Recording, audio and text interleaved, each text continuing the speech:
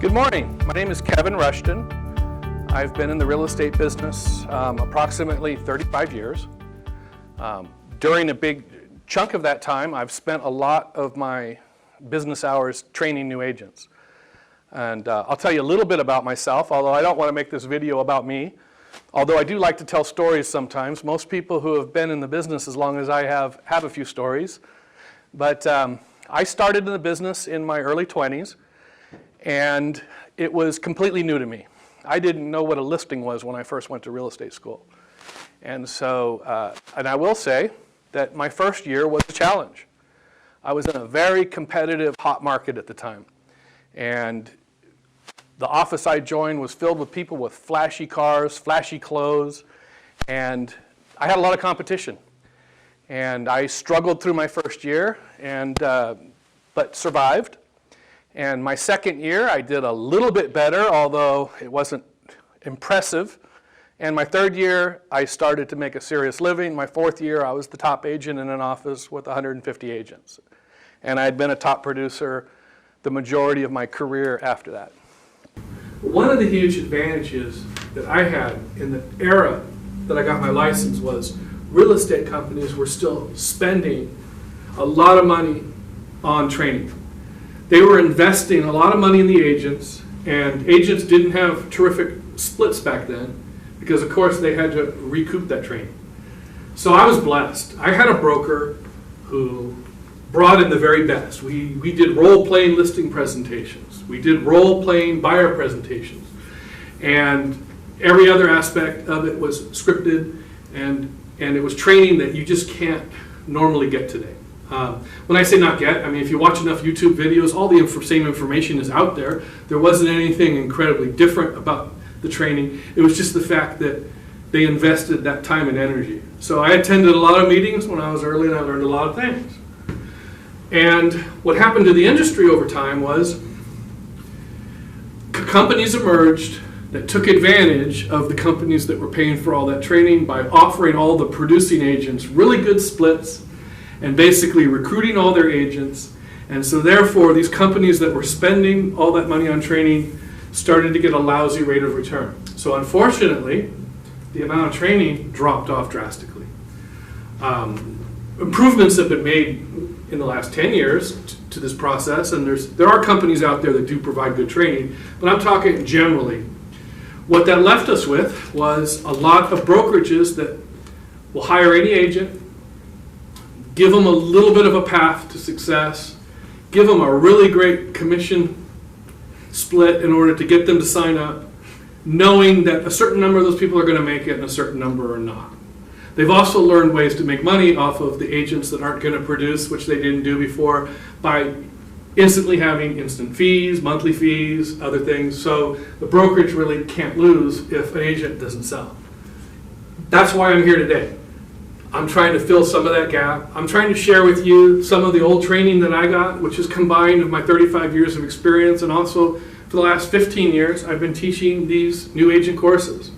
And it's to hopefully make up for the lack of training that some people receive in the companies they're in.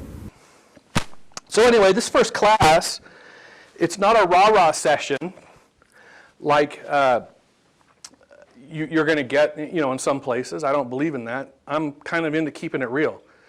And for new agents, the stats aren't that great. And I'm not saying that to discourage you, but it's reality. There's this 80-10-10 rule that has not changed throughout my years in the real estate business. The technological changes haven't changed these stats. The way people broker offices, the way they manage their teams has not changed those stats, that 10% of the people will make a lot of money. Another 10% will scrape by and make a living, and 80% will be out of the business within the first couple of years, some in the first few months. And so the goal of my class is to try to help you avoid being in that lower 80%. Now, the biggest word that comes to mind in that case is the word desire. And if you don't have the desire, there's nobody that can instill that into you. You either have it or you don't. But you could also have that desire and do all the wrong things and get discouraged.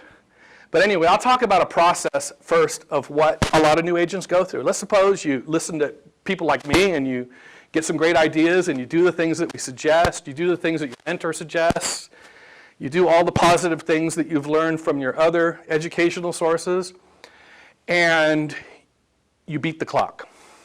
You manage to put a couple sales together, and we're in a world where bills come due every 30 days.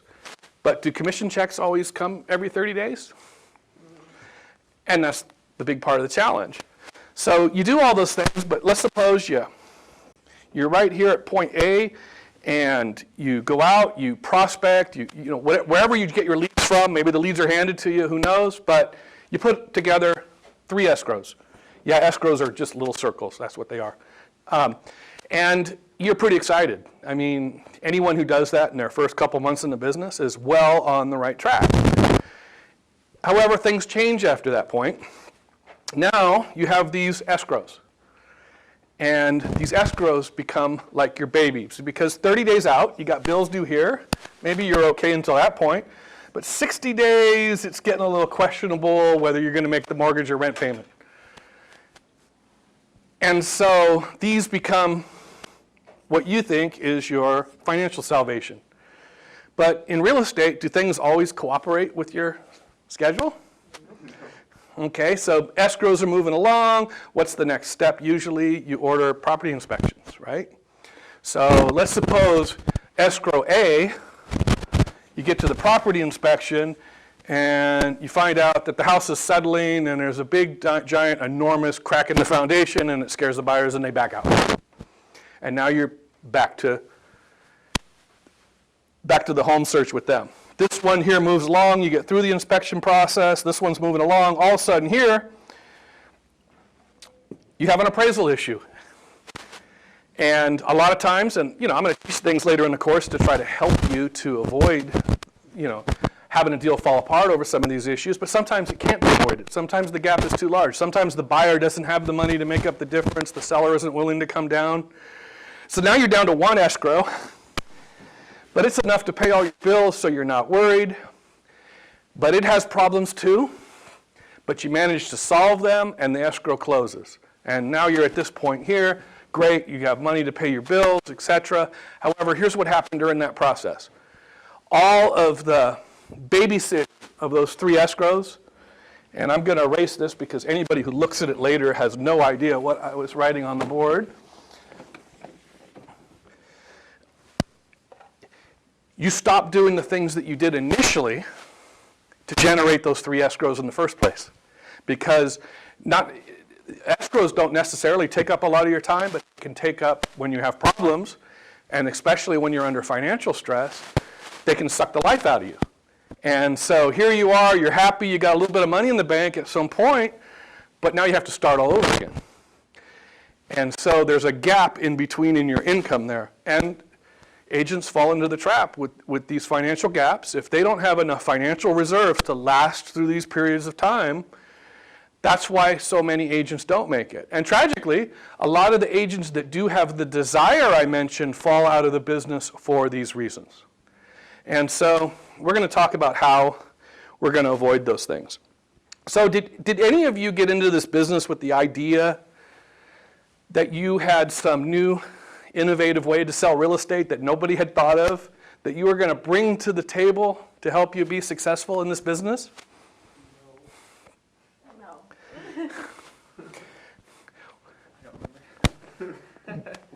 Well, I've got good news. That you don't have to.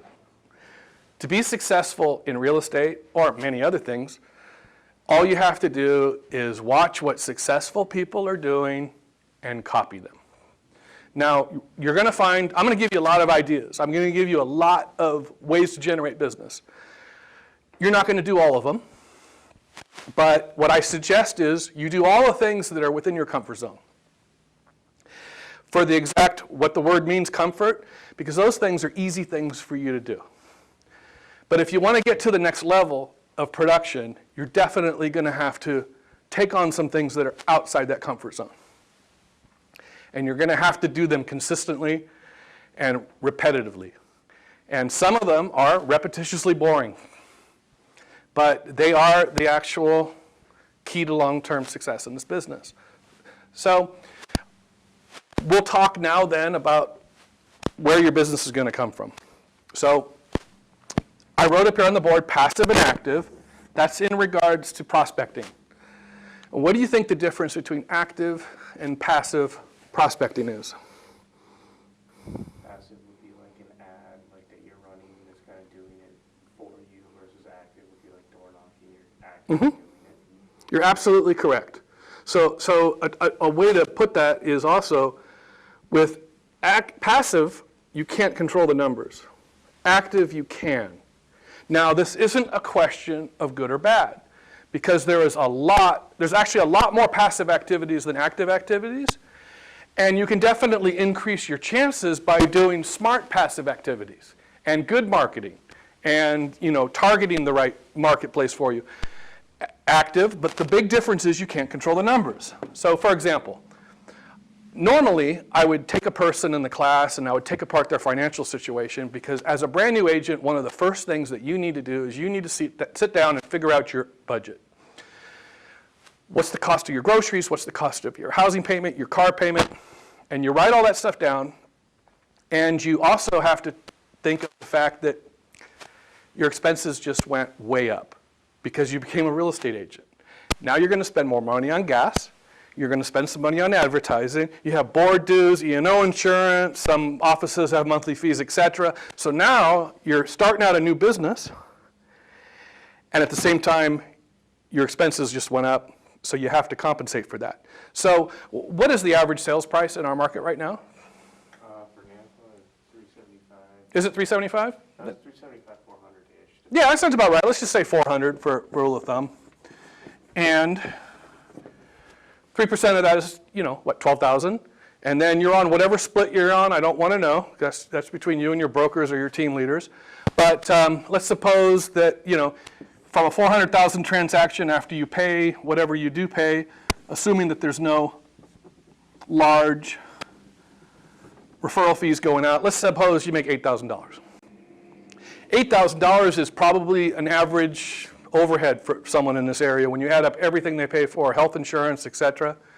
So obviously, every single month, if that's your overhead, you need to sell a $400,000 house a month in order to pay those bills. So basically, when you set your goals, and you want to set realistic goals, your bare minimum goal is going to have to be to close at least an escrow every month. Now, you may have to do more than that. Most people do need to do more than that, especially for those months when you don't have a closing. You have to build up your reserves. But you also need to figure out, okay, how do I generate that? Now, let's suppose, like I said, it's not a realistic goal to say, I'm just going to get by. So let's double that. And let's say that your goal is to earn $16,000 per month. What activities is it going to take to generate that? Now, if you're doing active prospecting, you could actually calculate how many contacts you need to make a week, a month, a day, in order to reach that goal. For example, if you knocked on 100 doors and you made 40 contacts, and out of those 40 contacts you generated 3 leads, out of those 3 leads you generated 1 appointment and got a listing. Then you could easily say, I need to knock on 100 doors to reach half my goal, right? Now, what is the thing about listings? They don't usually close immediately, right? So probably when you're new, you're going to be working with some buyers. It doesn't matter which side of the transaction you're on. You just have to be in control of those numbers. You have to be in control of your budget. Otherwise, again, now, when I was a brand new agent, I was living with my parents. I actually had to move back in with them my first year. I said I struggled that year. And I got this great big commission check when I was early, and I blew it all in a week. But later on in life, I had family and kids and so forth. And another thing, it just comes to mind on that topic. One of the things you kind of want to be aware of is the big deal. A lot of us dream about this big, enormous transaction that we're going to have, and we're going to make a ton of money. And it happened to me early on, but it was instead of a great big check, it ended up being a great big learning experience for me. Very new in the business. I got a lead. on a golf course that was in bankruptcy in Palm Springs, California. I was actually an agent in Northern California, but this property was not on the open market. And as a new agent learning residential real estate, I didn't think I could sell a golf course. But then I talked to one of my coworkers, and he said, I've got a buyer for a golf course. And so all of a sudden, I'm working on this $6 million transaction in 1987. And it was a lot of money, now, but it was a lot of money then. And we put this thing into contract. So I was up at night dreaming about the Porsche I was going to buy when this transaction closed. Because again, I didn't have any major responsibilities at the time. At the very last minute, it was just supposed to be a formality, but there was a court confirmation on the bankruptcy, and the bankruptcy lawyer overbid us in court. And we were crushed. And we were told that that was actually an ethics violation. But the problem was, in order to get paid, the buyer had to sue. Remember, real estate is not about us. We like to think it is. And again, I tell the story just because it's a good learning experience. It taught me.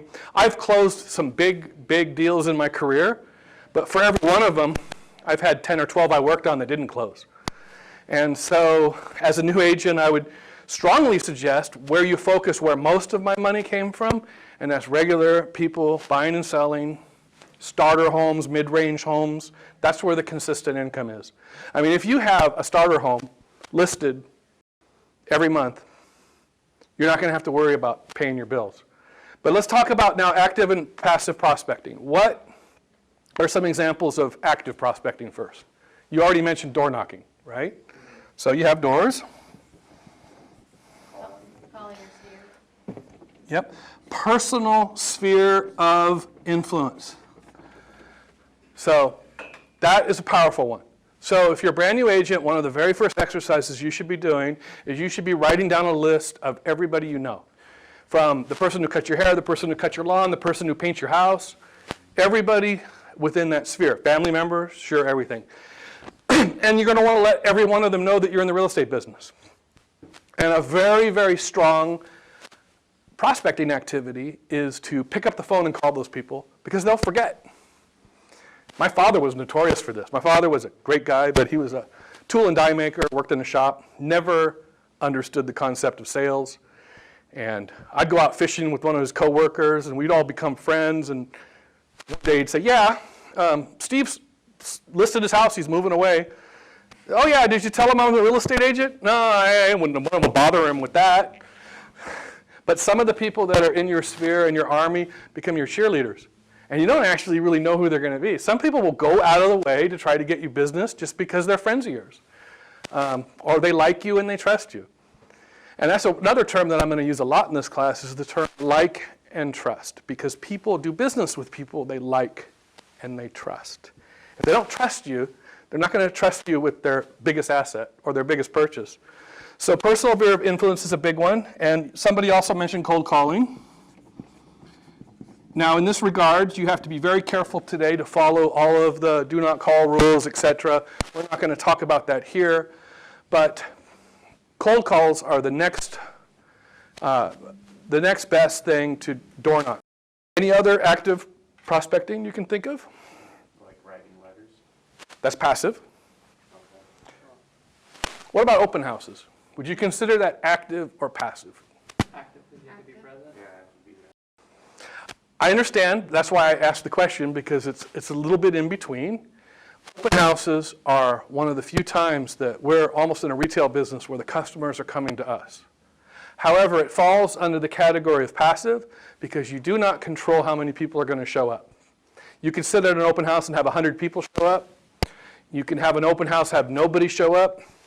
You can have an open house where one person shows up and becomes a client and it made the whole day worth it. But it's still passive because you can't control the numbers. On these activities, you can't. And like I said, there's not nearly as many active forms of prospecting as there is passive. So, any more active that you can think of? Something with social media. Social media just seems passive, but maybe there's ways to have active social media. You're actually right. So in social media, in things like a message board, just advertising on your social media that you're a real estate agent or putting a house for sale or someone else's listing for sale is passive.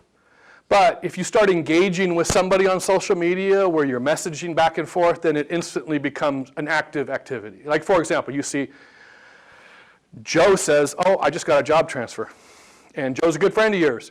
Now, on social media, is there more than one realtor that's going to see that? Algorithms are going to point at that person and put him right on the radar. We actually have a personal relationship with that person, then you can start engaging and it becomes an active prospecting technique. But again, there isn't many in the active realm. You know, you run out of those pretty fast. But they are important because, again, if you actually want to control your income flow, then you're going to have to do some of these things that most likely are outside. Nobody likes knocking on doors. Okay? But we're going to talk a little bit more about that later too, more in depth. But let's go back to passive. So what kind of passive marketing is there? Website? Your personal website. Most companies, I'm going to redo this. Here's another edit.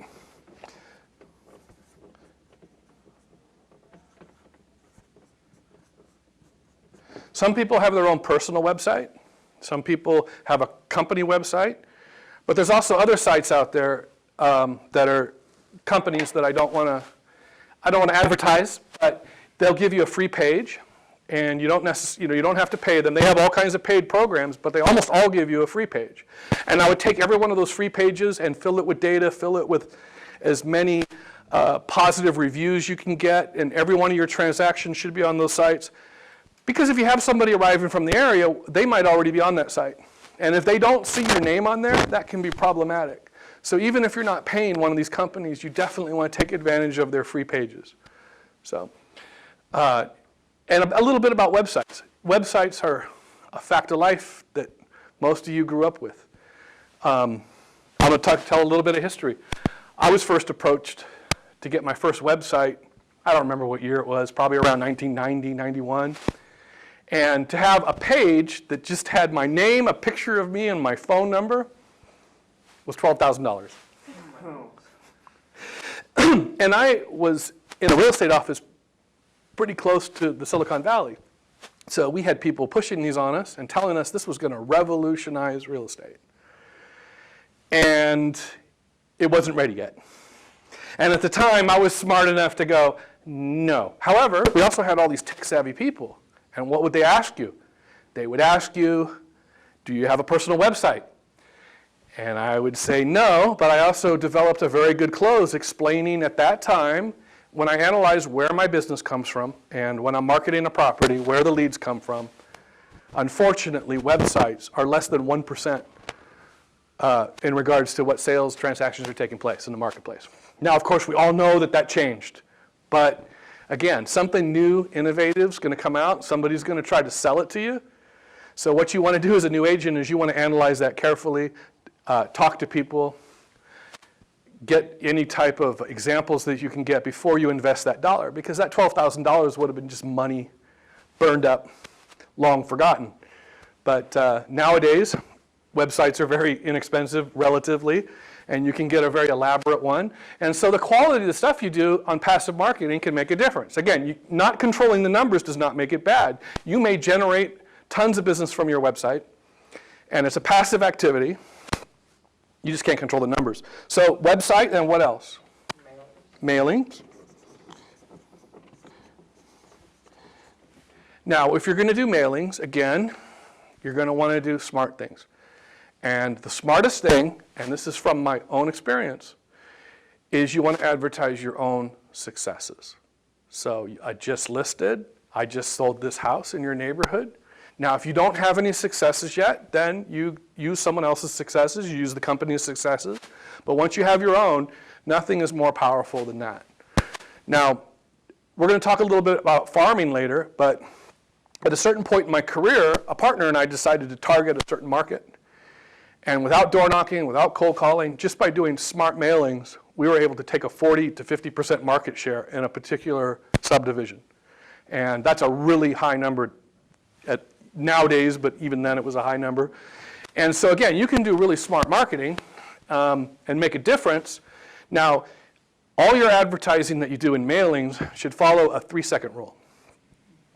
And that is, the 3 seconds that it takes them to put it into the garbage can, they see your name, what you do for a living, and basically who you are. And so it's that one time you catch that person, he came home from work, he's disgusted with the traffic, talks to the wife, she's upset with her job, they decide, let's get out of here, let's move, and that's the day the mailing shows up. It's all a numbers game. But in long-term geographic farming, it's because you already established yourself in that area and you just have to keep reminding them that you're in the business. So they can serve several different purposes. But again, from my own experience, you can send out 10,000 pieces of mail, which is very expensive, and get little or no results, even with smart marketing tactics, etc. You can send out 500 at a time and get 6 leads. So again, it works, but you can't control the numbers. So again, you can barely read the word that I put on here. I'm not the best whiteboard person. Now, letters. And this kind of goes back to early on when I mentioned letting everybody know that you're in the real estate business. Yes, you have the internet. Yes, you can send email blasts. You can let everybody know on Facebook. But a good old-fashioned letter to your people in your sphere of influence is a passive activity, but you can follow that up with phone calls, and then that makes it an active type of prospecting. But again, you want to remind people you're in the real estate business. And one little small suggestion is don't print labels out. Handwrite all of the labels, because printed labels are more likely to get thrown in the garbage can than if you handwrite it. So, any more? The sign in front of your listing? Your signs, sure. So signs, And the flyers that flyers. front of it. Similar to like running like charities, events like that. Special events. That's almost like with open houses, where it seems like it's an active thing and it can become an active type of prospecting. But if you're just setting up there, hoping for the best, who's going to show up, it's still passive from that regard, but it can be very effective. I know someone who does they do a deal with local businesses. Like 1 month they will send out a mailing that they're giving away free ice cream at a certain business, and the agent will pay for all the ice cream, and all the neighbors come, and everybody remembers that they got a free ice cream from the person. So that type of event can be very good. So special events. Anything else?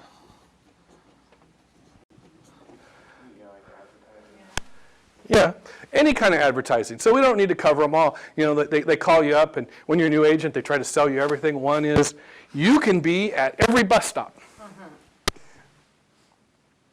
When you have an unlimited budget and you can put your name everywhere, why not?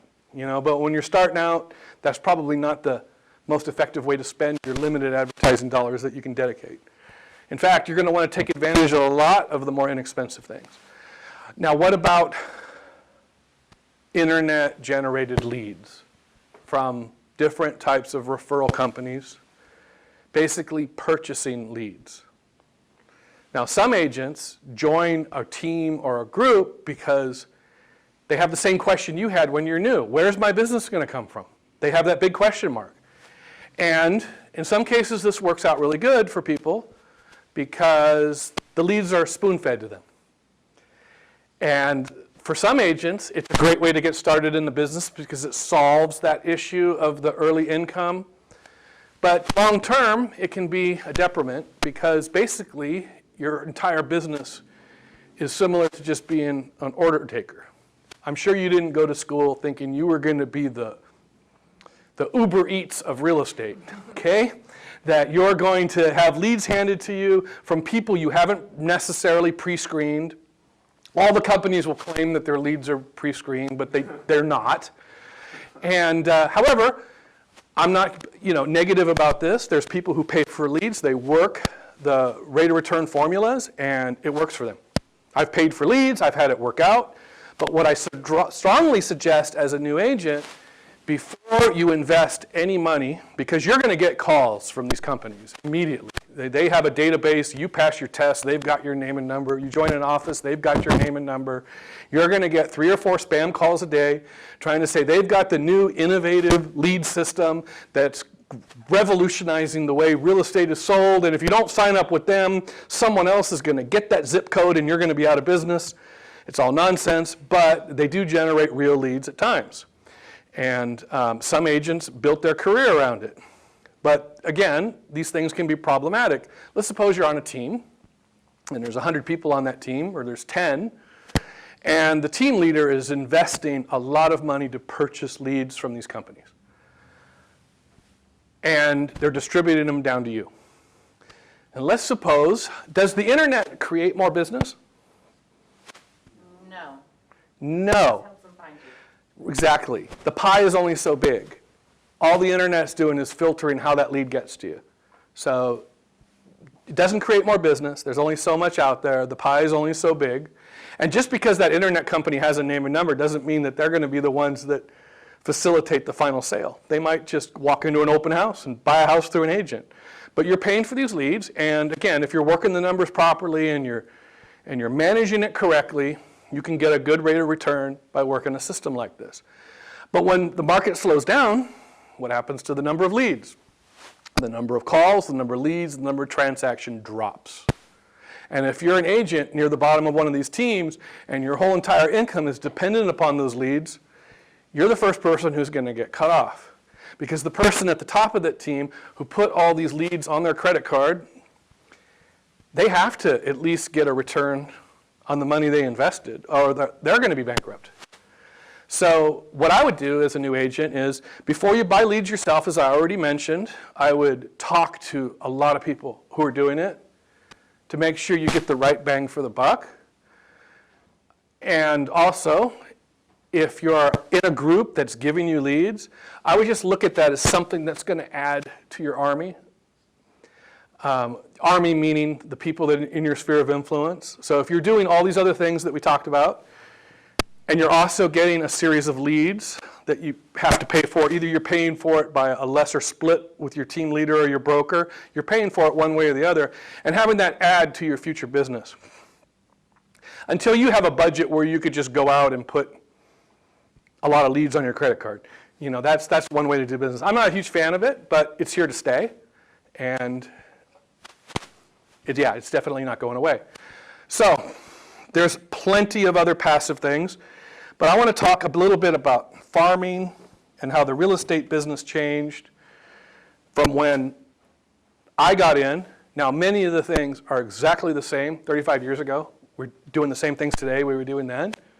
There's a whole lot of new things. And somebody once said, oh, Kevin teaches the old way to do things. Well, I do. But that's how I learned, and that's what made me very successful. They still work today, but there's a whole combination of other things and that have been added to the business that do help. Somebody along the line did come up with a few revolutionary ideas. They didn't change the size of the pie. And the one thing it hasn't changed is the success rate of the real estate agents. Those numbers always have stayed the same. But anyway, when I was a brand new agent, the most popular way to generate business was farming, geographical farming. So when I joined my first real estate office, the first thing they did is they had a great big map on the wall, and they said, this is your farm. And we picked this for you because it has a lot of turnover. It was true. It was in an area that got a lot of fog. So people would move there in the fall when the weather looked nice, and then they'd find out that it was foggy 200 days a year, so then they didn't want to sell. So they literally told me that's why this is a good location. But there was a problem with it being such a good turnover location. Every realtor knew that, and I had some very stiff competition. So I was taught to go out and knock on doors, which I did, and I knocked on 100 doors every evening. I made 100 cold calls every evening. I did open houses 3 weekends a month, Saturday and Sunday, for my first 5 years in this business. So while knocking on those doors, I kept running into the same answer. There was 2 guys. One was a sales manager for a big office, and another experienced realtor was, I promised I was going to list my house with so-and-so 10 years ago, and I'm going to keep my promise. The next door I'd knock on, oh, that's great, good luck to you, but yeah, Dennis has been coming to our door for the last 10 years.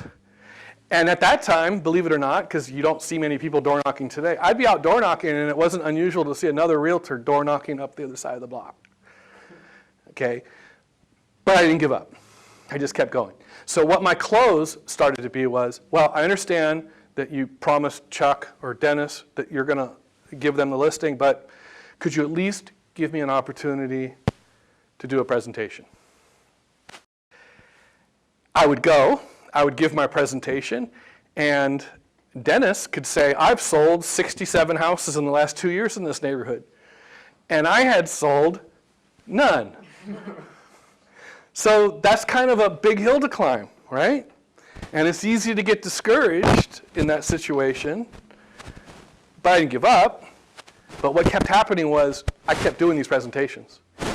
And some agents, they'll tell you, oh man, my first presentation, I just killed it, I rocked it, I got the listing. That's actually a lot more common today for I don't know what reason. Maybe through the internet they filtered down the process a little bit more ahead of time than my just cold appointment that I'm showing up for. But I kept getting better and better and better at these presentations. And eventually, not overnight, it got to the point was I rarely ever lost a listing, regardless of who the competition was. And I could get it if it was a family member I was going against. I could get it if I was competing against 4 or 5 realtors. So all that time and misery and pain early on did end up materializing eventually. Now, geographical farming, and there's a class that I do just on farming, so I'm not going to get into the whole details of that, started to get replaced by a different type of marketing and prospecting. And later on, another trainer, the original big-time trainer when I first started, everybody's real estate guru, was a guy by the name of Tom Hopkins. And he did up to sales. And Tom Hopkins had very effective training that was very good in the 70s, 80s. And again, all that stuff would still work today. But another big, huge company emerged that's still around today. And they taught a different approach. They taught if you are in a geographical farm, you've limited your production. So supposing you're working 1,000 homes, you're limited to the amount of transactions that take place in that 1,000 homes. You have no control over that, right? If people have a need to sell or they don't. And if it's you're going to have better years, you're going to have lean years, you're going to have better years.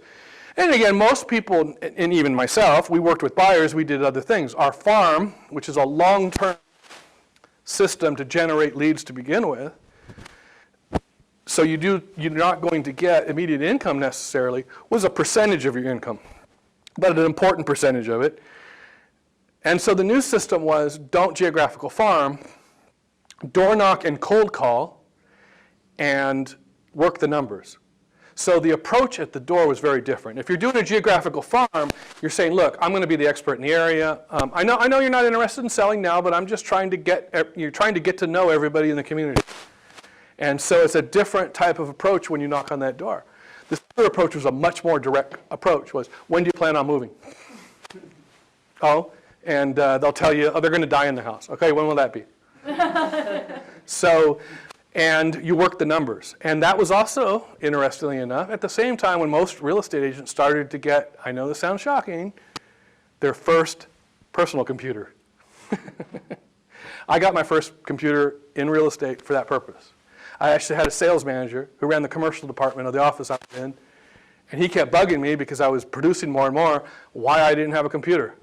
Well, first of all, I didn't know how to use one.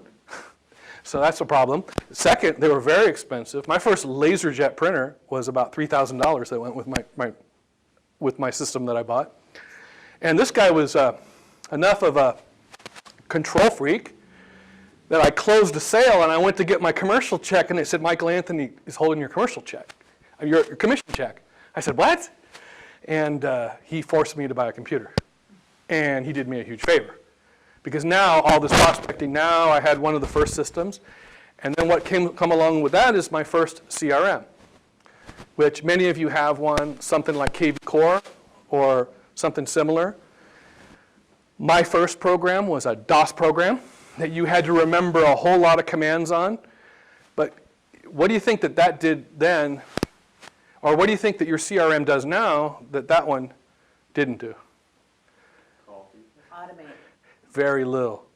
To be a real estate agent, that old CRM DOS program was good enough to sell real estate then and now. Big difference is being able to, if you have a lot of different lead sources, being able to funnel those leads, and that's a great new innovation. But basically to track your leads, track your calls. I mean, it told me who I needed to call in the morning. It tracked phone calls. You could call directly off of the system.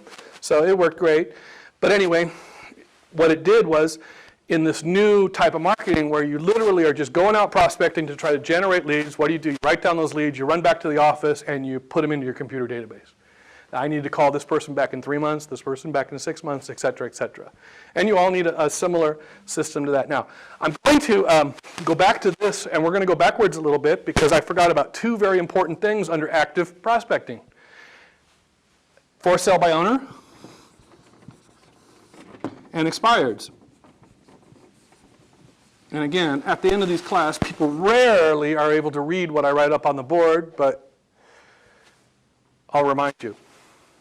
So, for sale by owners. Now that you have a real estate license and you're driving down the street and you see a sign that says, for sale by owner, you stop, you write down the number, you go back to the house, you pull up the tax record, you see how long they lived there, you go to the MLS, see when they bought the house, try to determine how much equity they have in the house or not, and you call.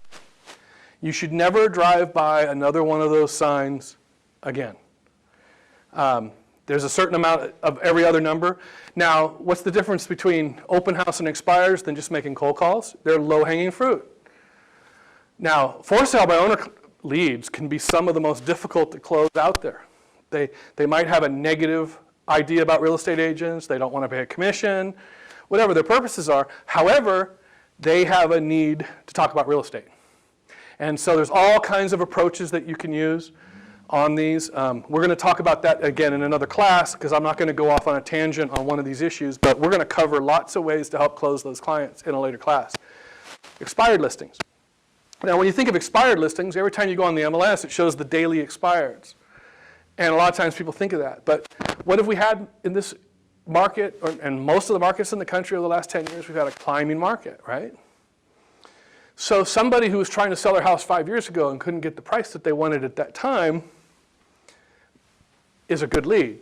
And your MLS allows you to go back 5 years and even longer in some cases. So you don't necessarily have to, if you're home at night and you want to do something productive, go into the MLS and start studying expired listings. Now, trying to look up their phone number and calling them is one approach, but knocking on the door is better.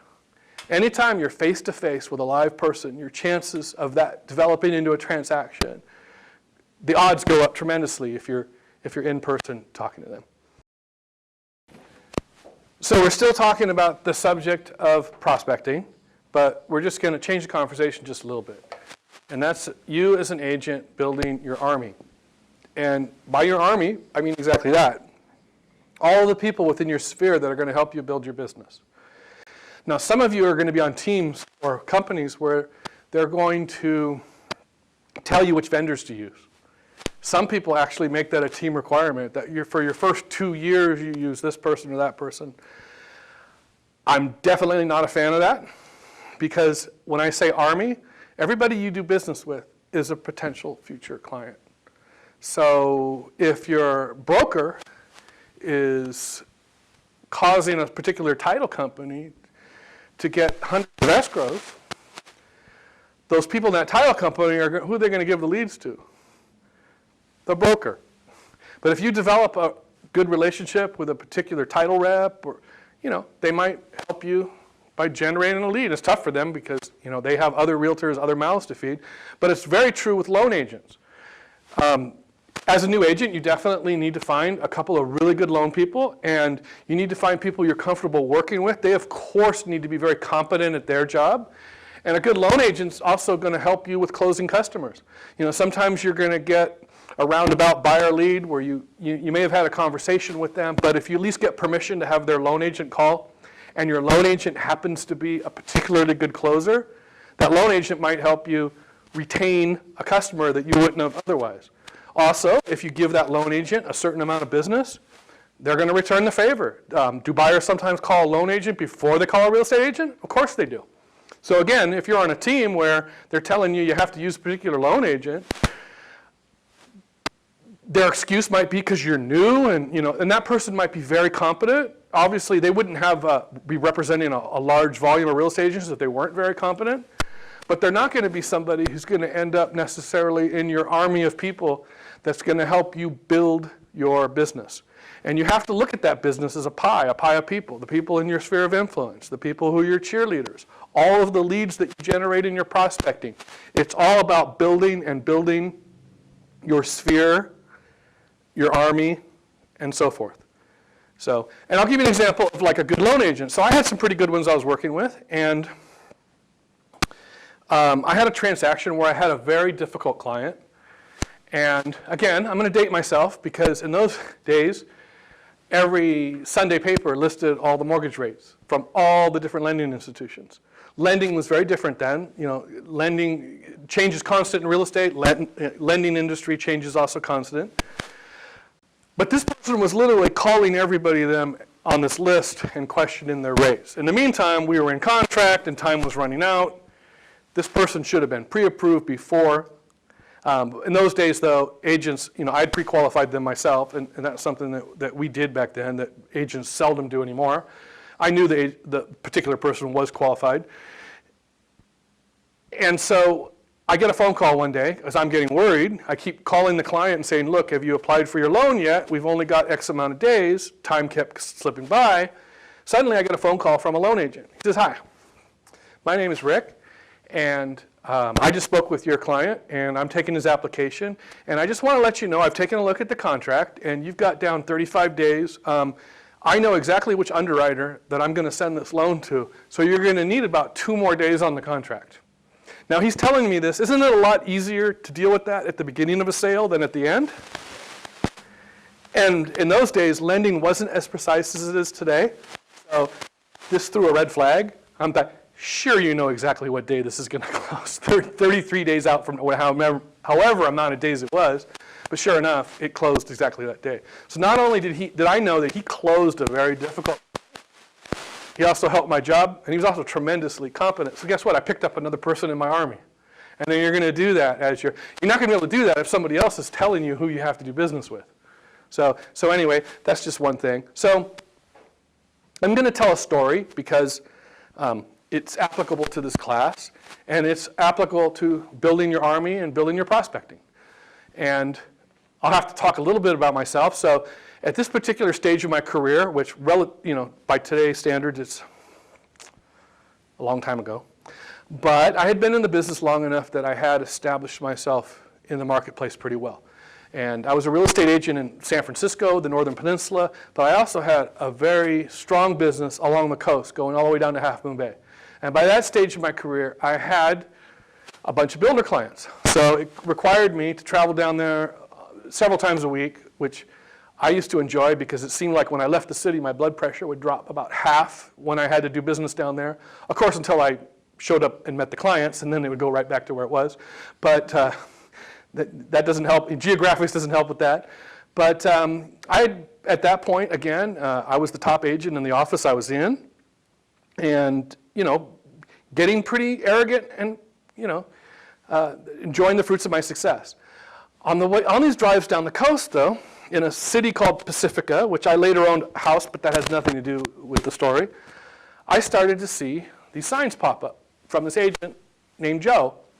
And when I didn't do these classes on film, I used to say his full name, but I won't now because this is going on YouTube, and he's actually still an agent. I started to see his signs pop up, which, when you see the same person popping up more, it gets your attention a little bit. But then it started to get to the point of being ridiculous, like just about every other sign in Pacifica was his sign. Then I looked in the local newspaper, and he had a full 1-page ad with all of his listings. And I looked him up. In those days, the internet was not as sophisticated as it is now, but I was determined in the MLS that he'd been in the business maybe about a year. And he had about a 40-50% market share in a city of 39,000 in less than a year. Now, I knew a lot of the agents in that market, and some of them, to this day, are very successful, had been there for a long time. It was almost a close-knit community as far as real estate was concerned. It was a very tight group. And here this person just came along and just gobbled up a chunk of the market. Then he started to talk to some of my builder clients. Then he really started to get my attention. I found out that this guy was extremely arrogant. He wasn't very friendly when I first met him. And I didn't let that bother me. I mean, success is success. But I didn't learn a lot about him until, for circumstances I won't get into, I ended up leaving the real estate office that I started my career with. And for the first time, I went to a RE/MAX office on the coast. I did not know that the owner of that RE/MAX office was in the process of buying the company that Joe was in. And all of a sudden, a whole bunch of big producers with big egos were all in the same building. And I used to watch Joe work. He was extremely disciplined. He would go into his office where he had his one assistant, and he didn't mingle with the other agents very much. He was in the door, out the door, and doing a lot of business. And now that I left the other company, I was no longer the top. I was one of the top people in this office, but I was no longer the top agent in this mega company that I joined. And it kept getting my curiosity. So I fed this person's ego, which they love, and I approached him one day and said, hey, Joe, I just really am impressed with how you do business. And, if you ever had time, I'd really love to take you to lunch and pick your brain and see how you do things. Because I definitely knew that this guy had some things I needed to learn.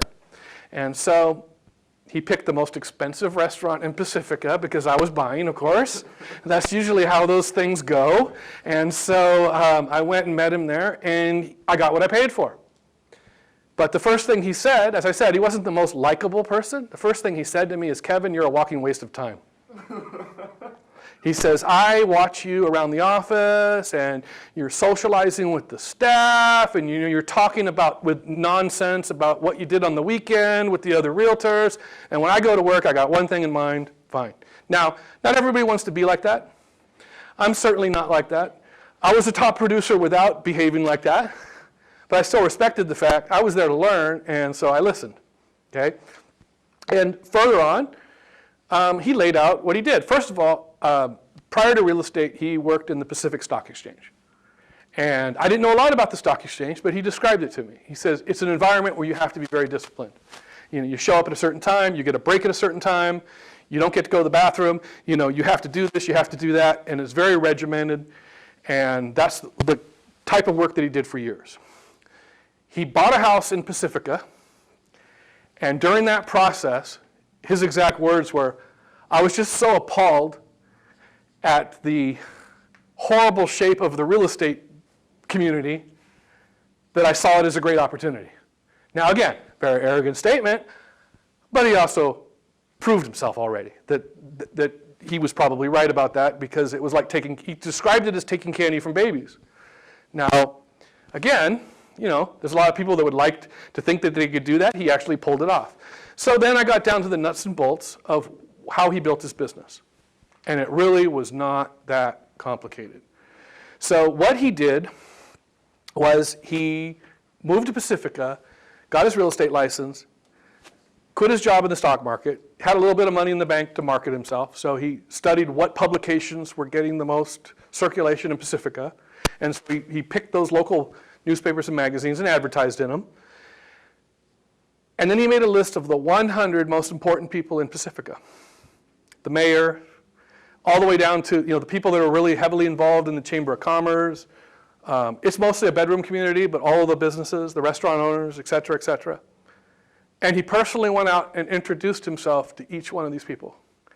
And he said, hi, my name is Joe, and I just want to let you know that I'm going to be the top agent in Pacifica, so you're going to want to know who I am, because hopefully we can refer business to each other. And then his prospecting technique, after this lunch, we went back to his office, and he pulled out a file drawer, and he had 100. I asked him, why did you pick 100? I don't know, he had to pick a number. So he just picked a number, and he said, actually, and he pulled one out, and it was the fire chief. And then he pulled out the file, and he had a record of every time he contacted that fire chief. And the day that he became the fire chief, he showed a copy of the congratulations letter to the fire chief for getting the job, that he'd been tracking that guy's career. And he'd been doing that with various people, police chiefs, police lieutenants, everybody around the community. And then I mentioned that because it was extremely effective. So his prospecting technique was going in the office, and I'd see, every day I'd see him shutting the door. He would have about, because these are long conversations, they're personal sphere of influence. They're not like a cold call. Are you planning on selling? No, hang up. He was actually having a personal conversation with these people where he would ask for business. Then the people that were not giving him business, or if they were giving it to somebody else, they got thrown out, and he would replace them with somebody else along the way. And so I just mentioned this is just one more prospecting method that you can do. Well, thanks for joining me for this first class, which was getting started. I also want to give a special shout out to Pioneer Title Company in Nampa, who gave us this venue to film these classes. I really appreciate it. A lot of the other companies during COVID were restricted and didn't allow us, but they said, come on down, and we do appreciate that. The next class is working with buyers, where that's going to be the main topic of discussion. And as a new agent, a lot of times, a buyer is going to be your first road to a paycheck. So I will see you at the next lesson.